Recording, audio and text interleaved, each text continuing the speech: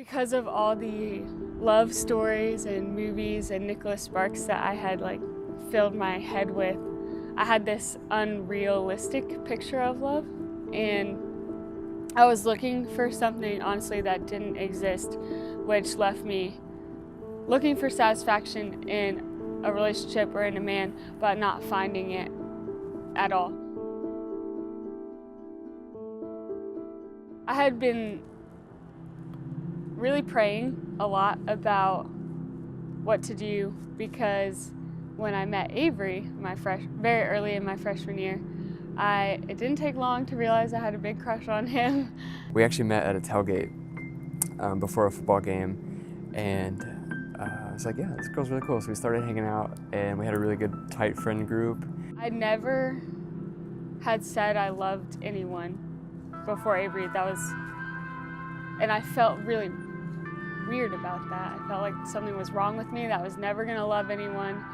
So I had kind of written off marriage. I didn't think I was ever gonna be able to love someone the way I felt like I should. When we went on our first date, the first question that she asked me was, what is my testimony? And then right then I just knew that she was different and that she was the one that I was looking for. But Avery made it pretty clear early on that he wanted to date with the intention of marriage. He wasn't gonna just date to date, which I really respected, but it scared me a little bit. But he patiently just loved me through it all. And he told me he loved me 3 months in, and he waited a whole another 3 months for me to say it back to him. But when I said it, I knew for sure that I loved him without a doubt. And so that was a big, big deal for me.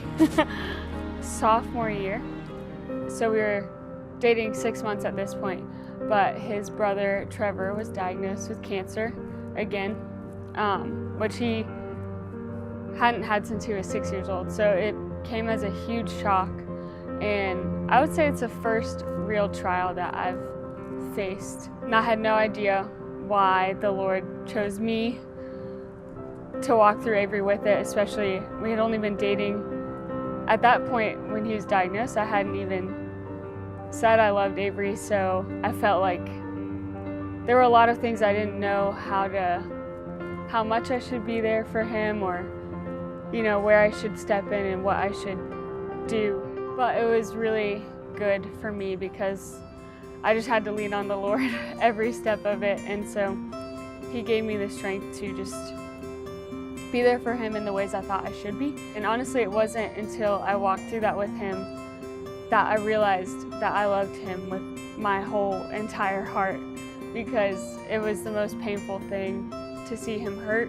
And at some point, I think God really, while I was questioning a lot, God was like, this is the man that I've chosen for you, and that you're gonna, lift up my name with him.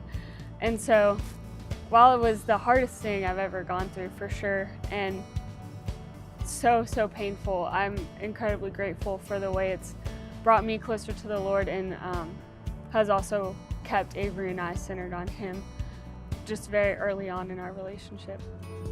Thinking about spending my whole life with one person used to terrify me, but now that I have been loved and have fallen in love with Avery, it's something that excites me.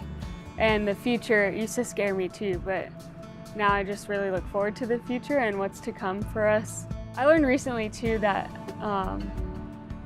marriage isn't so much about who you choose, it's about why you choose to get married, and that if we remain faithful to the Lord and look at it as a Christ-like covenant, that takes all the pressure off, because we don't have to be perfect, and we certainly don't have to always know what we're doing.